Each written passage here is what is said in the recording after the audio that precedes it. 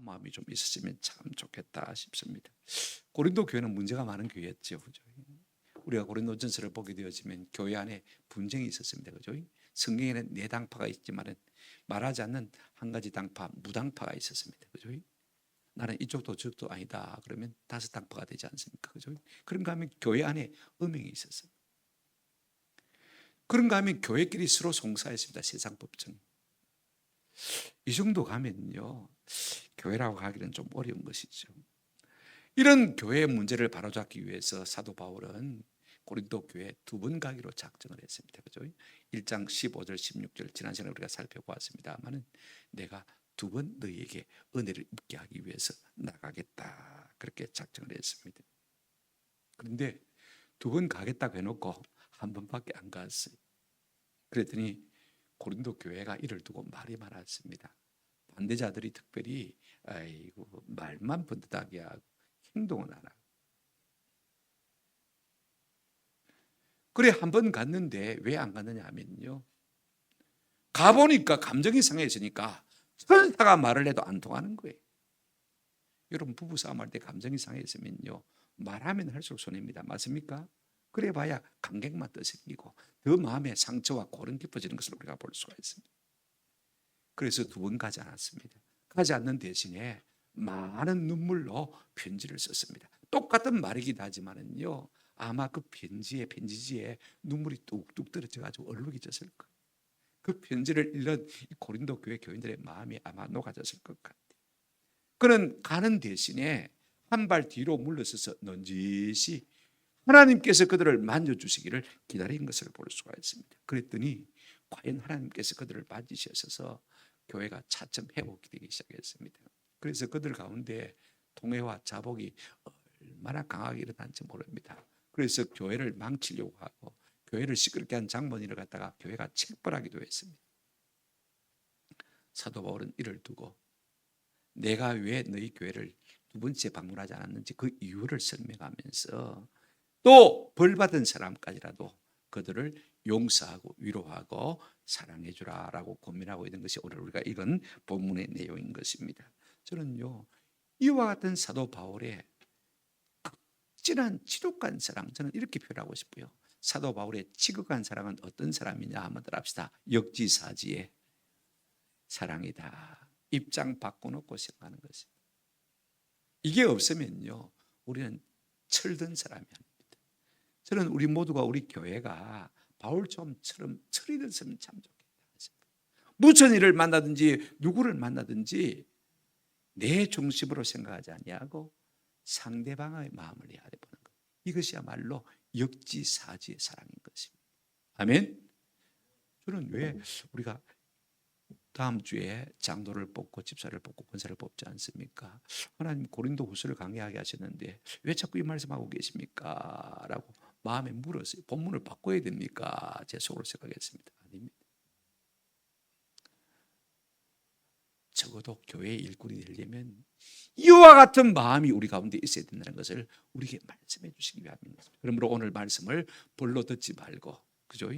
아하, 내가 장로가 되고 집사가 되고 권사가 되려면 사도 바울 같은 마음이 있어야 되겠구나. 그 마음이 어떤 마음인가를 우리가 궁금하게 생각하면서 말씀을 듣고, 또 우리 교회 장로와 집사와 권사를 뽑을 때 어떤 사람을 뽑아야 될까? 기준이 안 정해진 사람은요, 이런 사람이면 참 좋겠다 하고 참고가 되는 그런 은혜가 있으면 참 좋겠다 싶습니다. 첫 번째로 우리가 바울의 변명에 대해서 한번 생각해 보려고 합니다.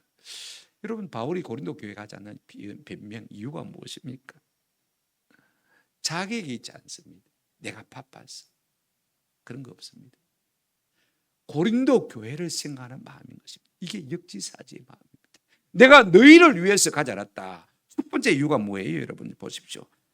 1장 23절 24절에 지난 시간에 잠시 언급했습니다마는 내가 내 목숨을 걸고 하나님을 불러 증언하게 하시노니 내가 다시 고린도에 가지 아니한 것은 한번 따라합시다. 너희를 아끼리 합니다. 내 행편 때문도 아니고 내 사정 때문이 아니고 내 감정 때문도 아니고 너희를 아끼기 위함이라. 그 다음 24절 보실까요?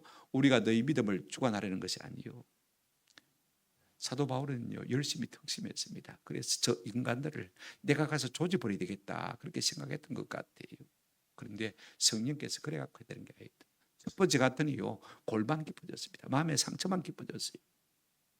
자기도 마음에 큰 상처를 안고 돌아왔습니다. 아, 이것이 아니구나. 내가 한 발 뒤로 물러서 보자. 그리고는 눈물로 편지를 쓴 것입니다. 그런데 그게 효과가 있었어요. 사도 바울의 입장에서는 너희 믿음을 내가 주관하려고 하는 것이 아니라는 것입니다. 여러분, 왜냐면요, 믿음은요, 사람이 좌지우지할 수 있는 게 아닙니다. 맞습니까? 하나님의 은혜거든요. 하나님의 선물이거든요. 그렇지 않습니까? 하나님이 은혜를 주셔야 해결되는 것이지 내가 열심만 가지고 되는 것이 아니라는 사실을 깨달았습니다. 그래서 뭐라고 말하고 있습니까? 오직 한번 더 합시다. 너희 기쁨을 돕는 자가 되겠다. 그러니까 조금 뒤로 물러서서 어떻게 하든지 너희 믿음이 자라기를 도우는 자가 되겠다. 동력자가 되겠다. 그 말을 한 것을 볼 수가 있습니다. 그래서 총체적으로는 너희를 아끼기 위해서 안 갔다. 지금 그 말을 하고 있습니다. 또 오늘 본문 1절 2절에 보시면요, 두 번째 변명이 나오는 것을 볼 수가 있습니다.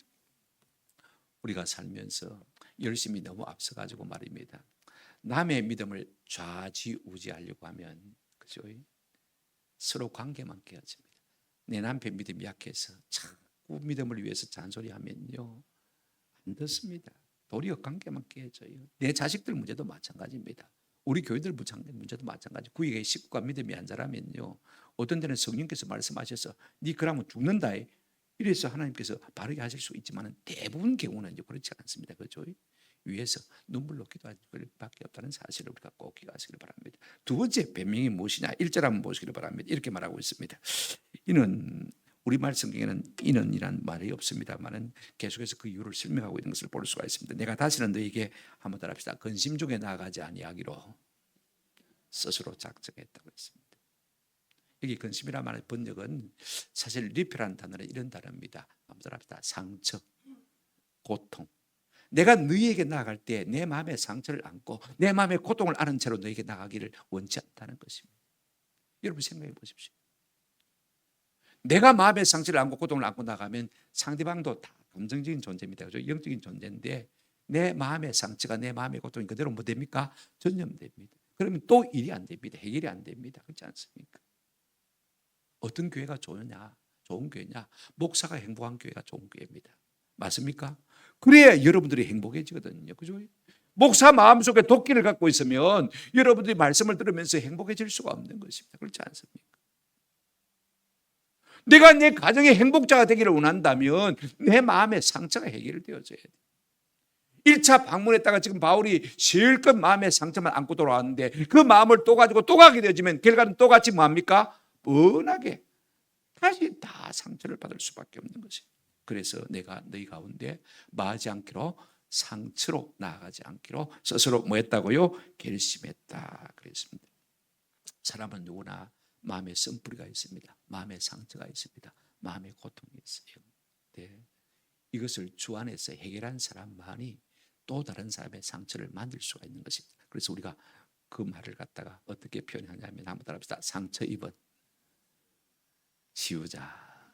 내가 상처가 입었지만은 내가 당시보다 훨씬 더 그 상처와 고통과 많은 문제들이 있었지만은 주 안에서 그것을 위로받고 고침받고 회복된 사람만이 남을 위로하고 남을 격려할 수가 있는 것입니다. 세워갈 수가 있는 것입니다. 상처 입은 치유자입니다.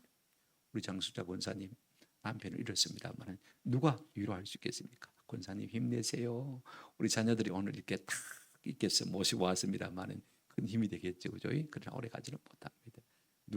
누가 참 밀어드릴 수 있겠습니까? 니만 신랑 잃었나마 나도 잃어봤다.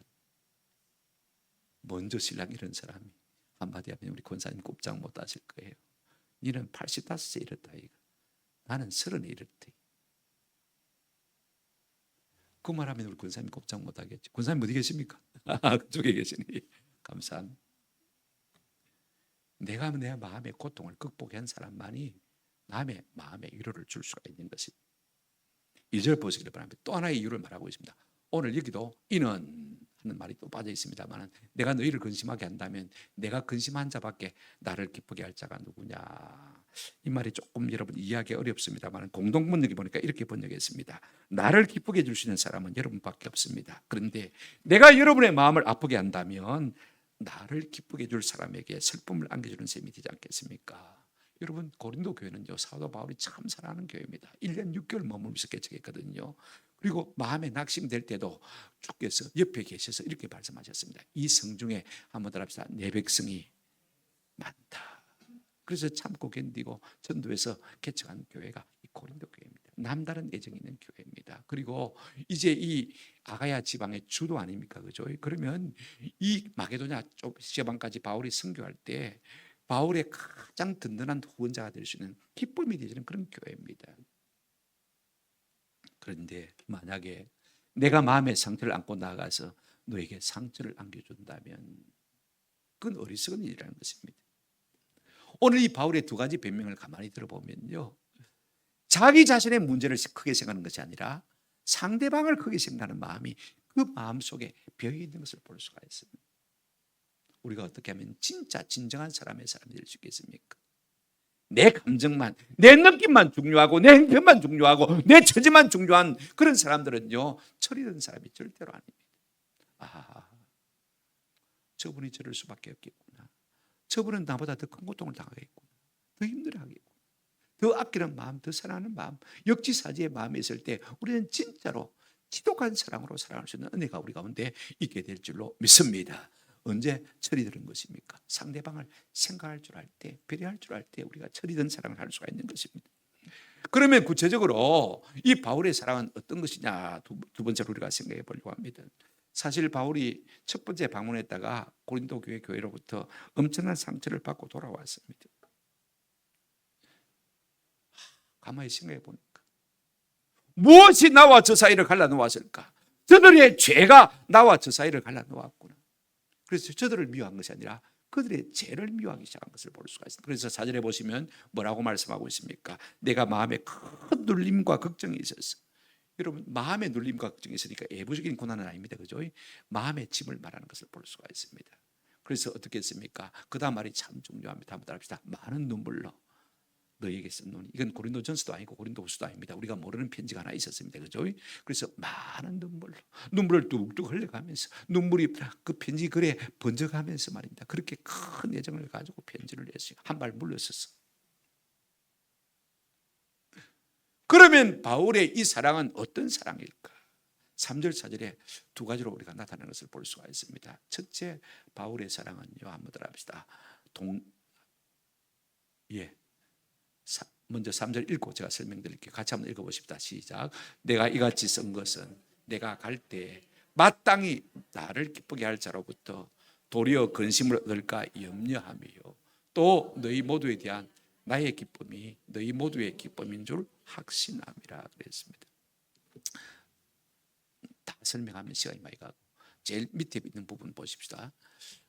너희 모두에 대한 나의 기쁨이 너희 모두의 기쁨인 줄 만다 확신한다. 공동번제 끝에 보시길 바랍니다. 그래서 나는 여러분을 찾아가는 대신에 그 앞에 보시면 내가 기뻐야 한번 따라합시다. 여러분도 기뻐하게 되리라는 것을 잘 알고 있습니다.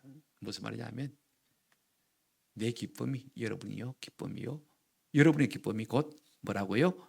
내 기쁨이다. 이 말의 의미가 뭐냐면요, 사도 바울은 고린도 교회와 자신을 동일시하고 있는 것을 볼 수가 있습니다. 동질감을 갖고 있는 것을 볼 수가 있습니다. 이게 참 중요해요. 여러분의 기쁨이 내 기쁨이고 내 기쁨이 여러분의 뭡니다? 기쁨입니다.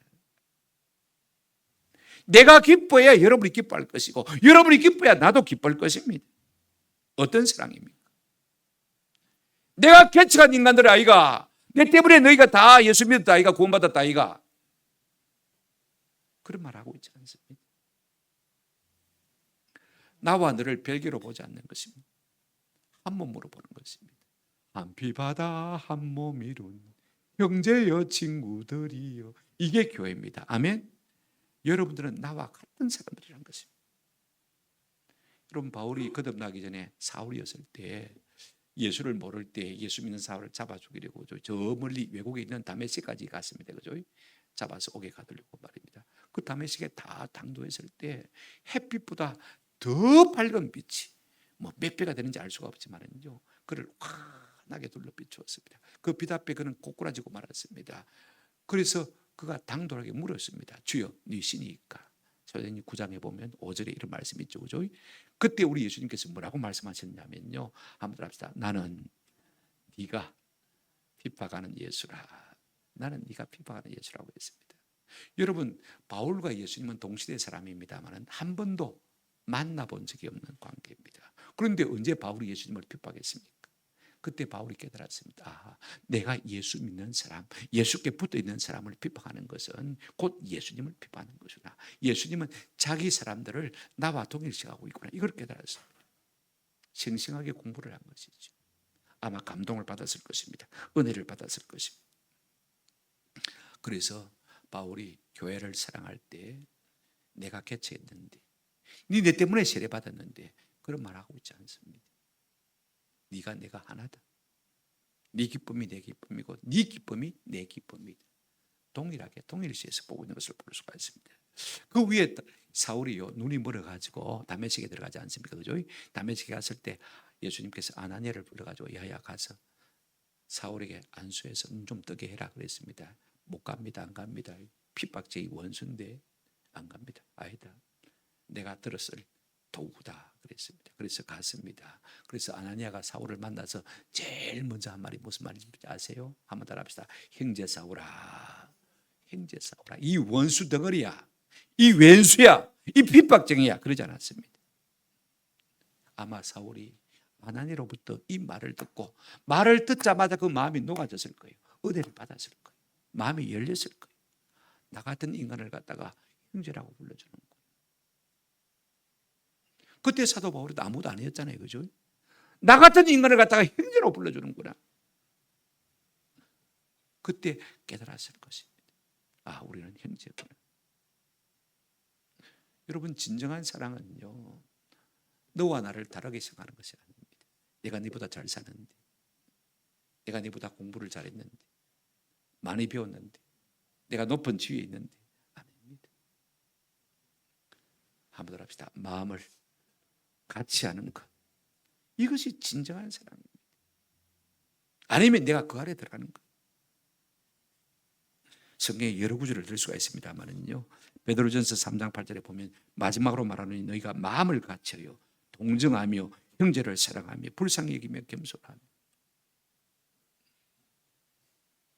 이것이 진정한 사랑의 근거가 되어지는 것입니다.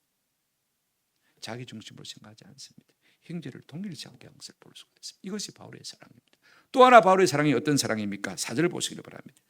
공감하는 사랑입니다. 자, 4절, 내가 마음에 큰 눌림과 걱정이 있어 많은 눈물로 너에게 쓴노니 이는 너희로 뭐하지 않게 하려 함이라 근심하게 하려 한 것이 아니요 오직 내가 너희를 향하여 넘치는 사랑이 있음을 너희로 알게 하려 함이라고 했습니다. 마음에 큰 고통이 있었습니다. 죄에서 돌이키라는 그런 마음의 열정을 가지고 눈물로 편지를 썼어요. 사람이 잘못되는 것을 보면서도요, 우리가 지 알아서 하겠지 하고 유유자적하다면 그건 진정한 사랑이 아닙니다. 우리 마음속에 애가 태야 돼요. 믿음이 약한 사람들을 보고 말씀대로 살지 못한 사람을 바라볼 때마다 우리 마음 가운데 애가 타야 돼요.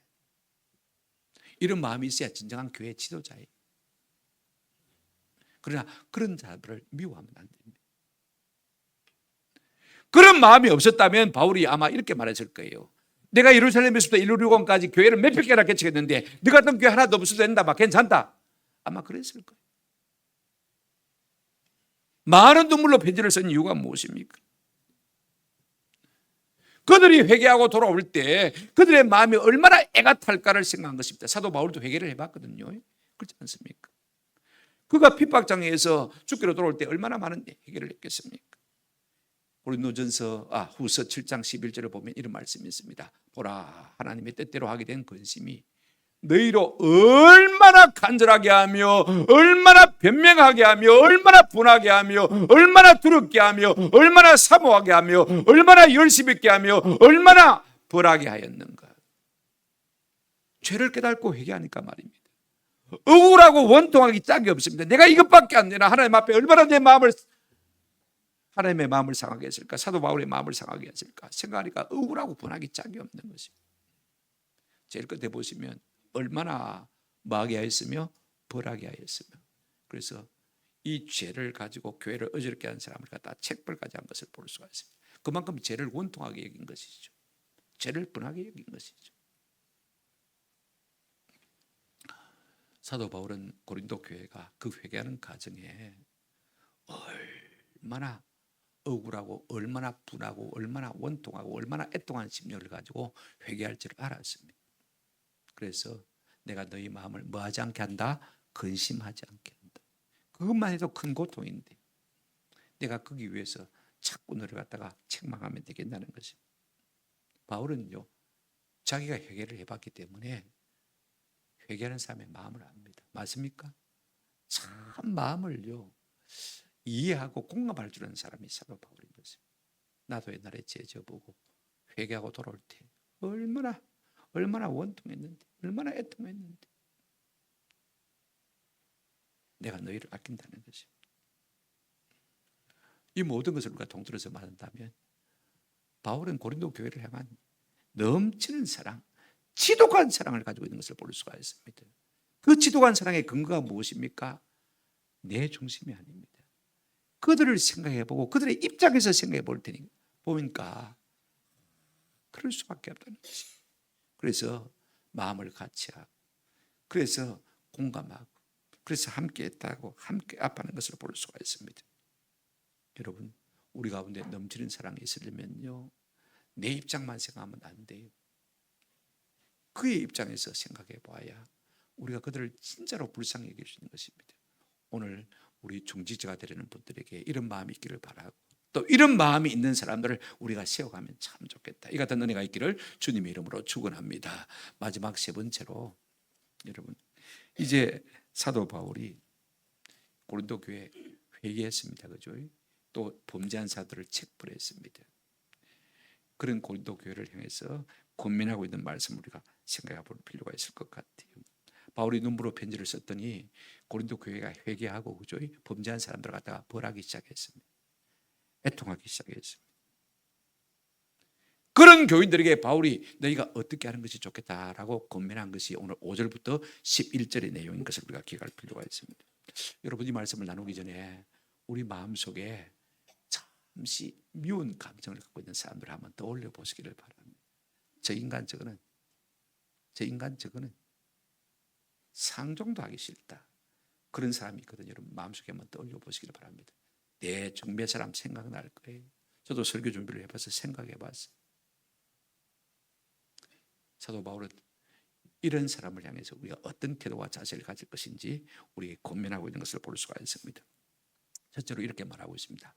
5절 6절을 보시면요, 그들이 지금 벌을 받고 있거든요. 교회를 어지럽게 하는 거짓 교사들입니다. 아이고, 사도 바울 저거 진짜 사도 아니다. 12사도에 안 들어간다. 그래서 사도성의 권위를 부인하고 교회를 어지럽게 만들었습니다. 그래서 교인들로 하여금 대들게 만들었습니다. 그런가 하면 죄 짓는 사람이 오히려 적반하장으로 더 큰 소리 쳤습니다. 그 사람들을 갖다가 포섭해가지고 말입니다, 자기의 죄를 대해서 남들이 말 못하게 그냥 막 억눌러 갔습니다. 근데 나중에 쏘았거든요. 고린도 교회가 바울의 편지를 읽고 보니까 우리가 잘못했구나 하고 회개하고 그런 사람들을 체포했습니다. 그런데 사도 바울은요, 그런 사람마저도 사랑하라고 말하고 있습니다. 그런 사람마저도 용서라고 말하고 있습니다. 그런 사람마저도 위로하라고 말하고 있는 것을 볼 수 있습니다. 그 전에 이런 말을 하고 있습니다. 한번 더 합시다. 그들이 벌받은 것이 족하다, 이렇게 말하고 있습니다. 5절 한번 보시기를 바랍니다. 5절 조금 이해가 되어져야 되니까 말입니다. 근심하게 한 자가 있었을지라도 나를 근심하게 한 것이 아니요, 어느 정도 너희 모두를 근심하게 한 것이니 어느 정도로 하면 내가 너무 지나치게 말하지 않게 하려 함이라.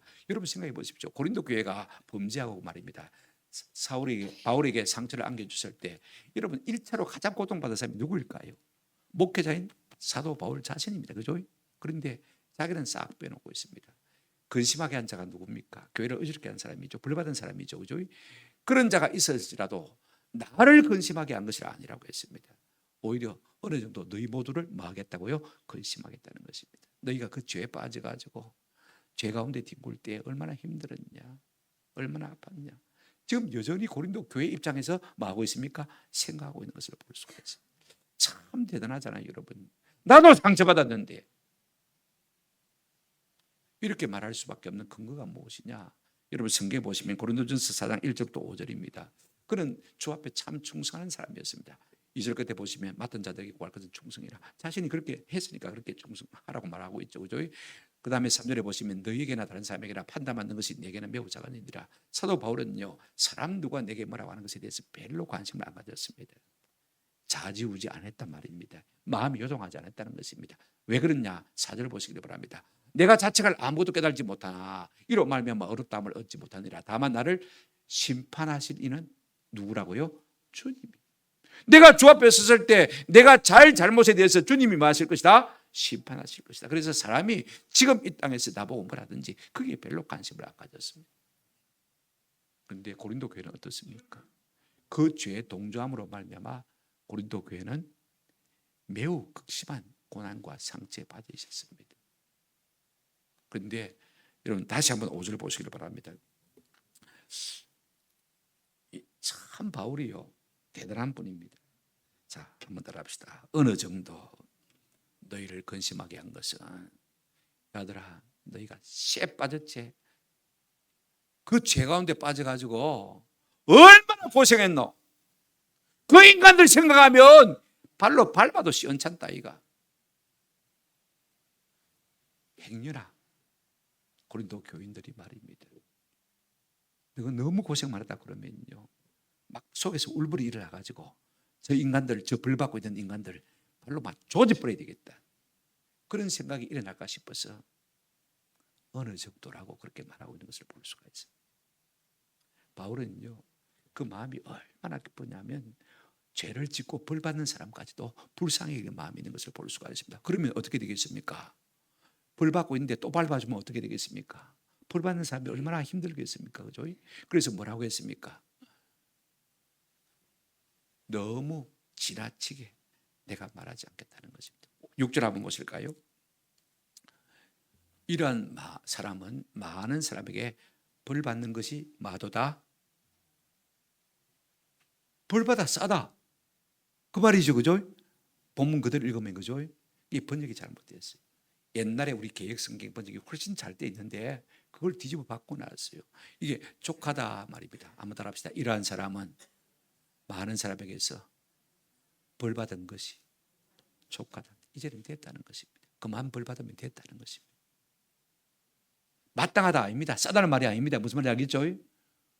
지금 우리가 앞뒤 문맥을 살펴보면 이해가 되어지지 않습니까?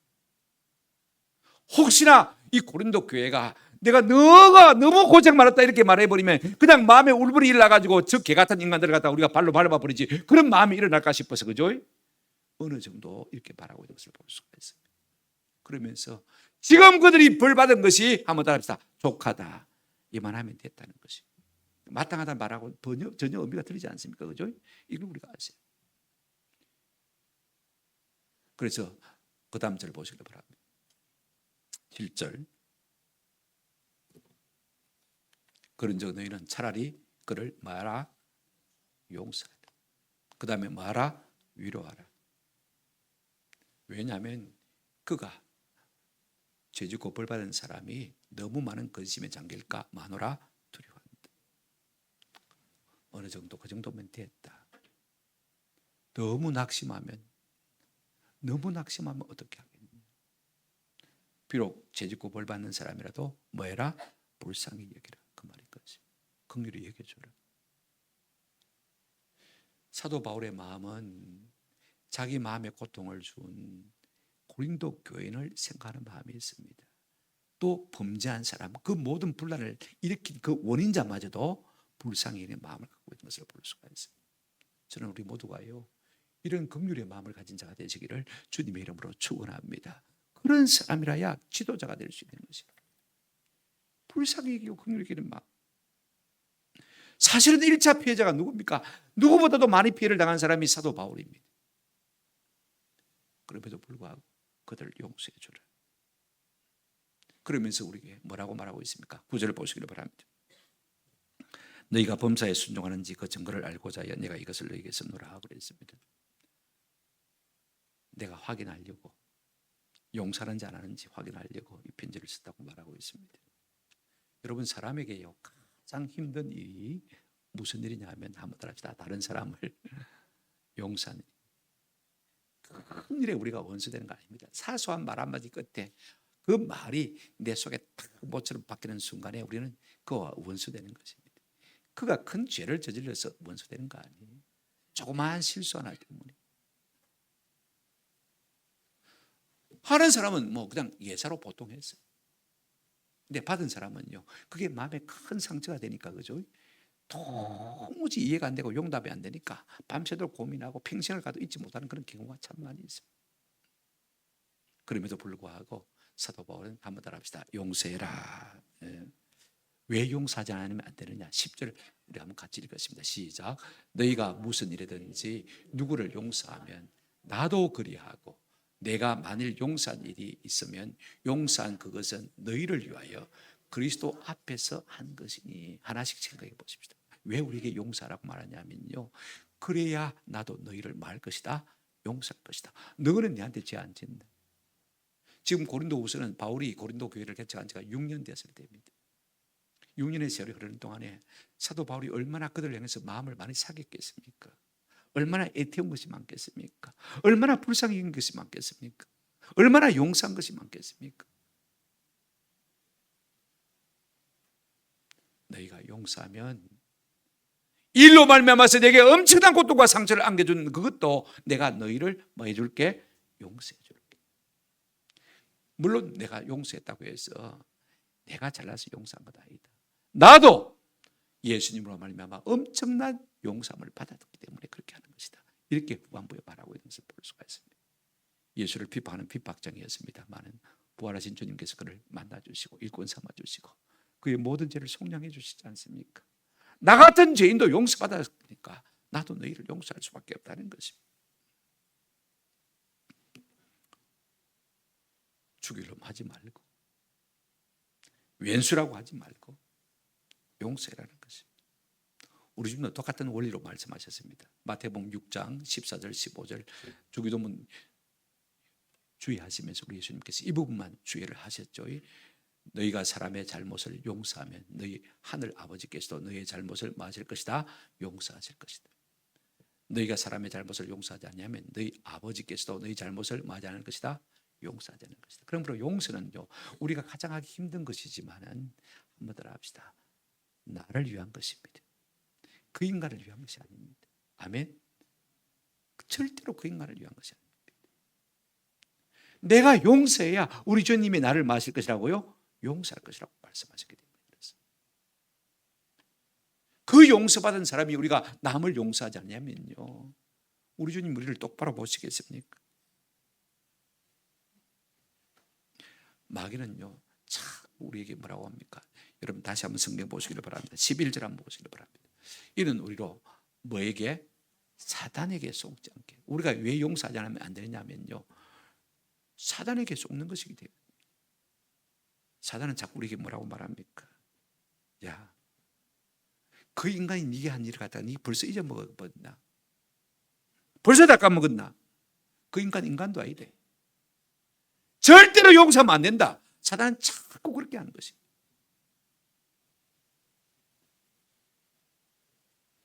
만약에 내가 용서하지 않기로 마음에 작정한다면 이는 우리로 사단에게 속지 않게 한다는 말은 무슨 말이냐면 사단에게 속아 넘어간 것이란 말인 것입니다. 우리 주님은 우리에게 끊임없이 야야 용서해라. 내가 늘 용서하지 않았냐? 그죠? 말씀하시는 것입니다. 우리가 용서하지 않으면요, 이것이 사단에게 틈을 주는 것이 되어집니다. 마귀에게 틈을 주지 마라 그렇게 말씀하셨잖아요. 그죠? 우리에게 미운 감정이 있으면요, 그 미운 감정의 틈을 타고 악한 영이 우리를 지배하기 시작합니다. 계속 미워해라. 계속 미워해라.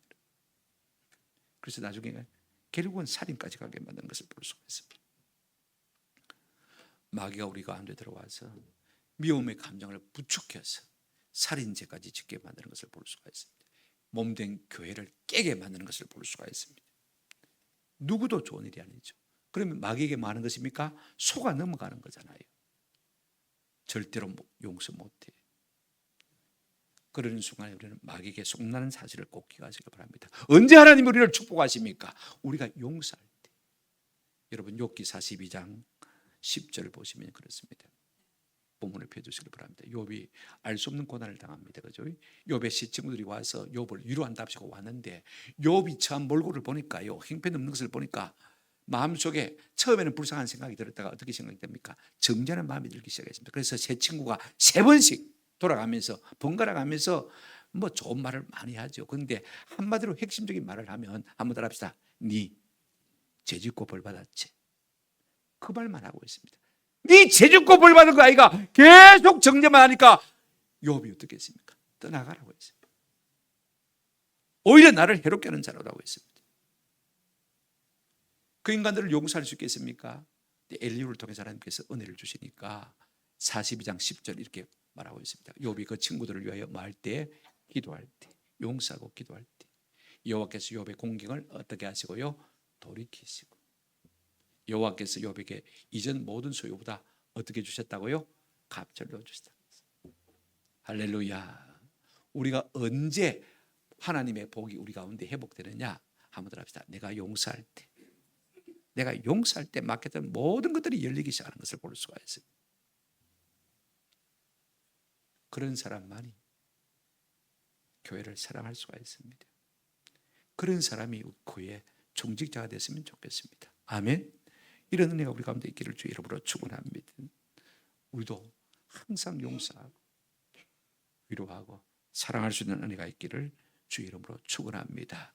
더해야 겨우 용서가 되어집니다. 용서는 그래서 위로까지 나아가고 더 사랑해 줘야 진짜 용서가 되는 것입니다. 내가 용서까지만 하겠다면 용서가 안 되는 것입니다. 맞습니까? 조금 더 해야 돼요. 말씀을 맺습니다. 고린도 교회는 문제학 교회였습니다. 그 때문에 바울이 말할 수 없는 상처를 입었습니다만은 한 발 던져시 뒤로 물러서서 눈물로 편지했더니 교회가 참 아름답게 회복되어지는 것을 보게 되었습니다. 여러분, 교회를 살리는 길은요, 비판의 눈초리가 아닙니다. 사람을 고치는 것도 비판이 아닙니다. 이거 우리가 아세요. 비판으로는 사람을 새롭게 할 수가 없습니다. 젊은 사람들일수록 그런 마음이 많은 것 같아요. 불의를 못 보았겠다는 것을 볼 수가 있습니다. 조심하셔야 됩니다. 그런 사람들은 좋은 성격이 결단코 아닙니다.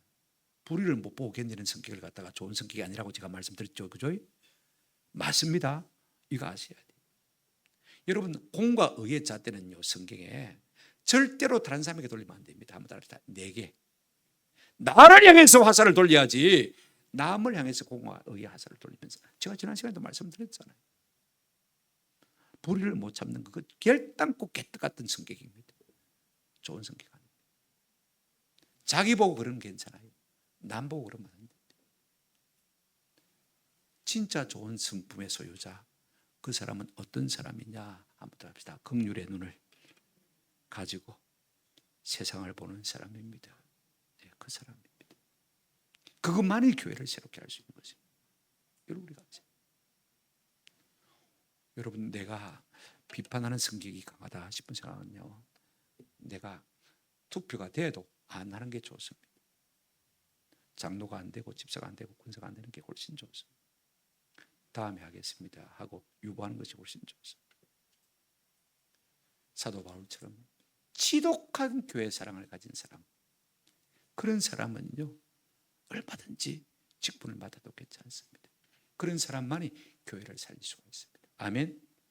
오늘 우리 가운데요 이런 사도 바울의 마음이 있기를 축원합니다. 아멘. 투표하는 분들도 이런 사람이 뽑히기를 간절히 기다리는 마음으로 투표하시고, 또 투표돼서 되는 사람들도 하나님, 내가 이와 같은 긍휼의 사람이 되게 해주십시오 하고 기도하는 것이 마땅하지 않겠습니까?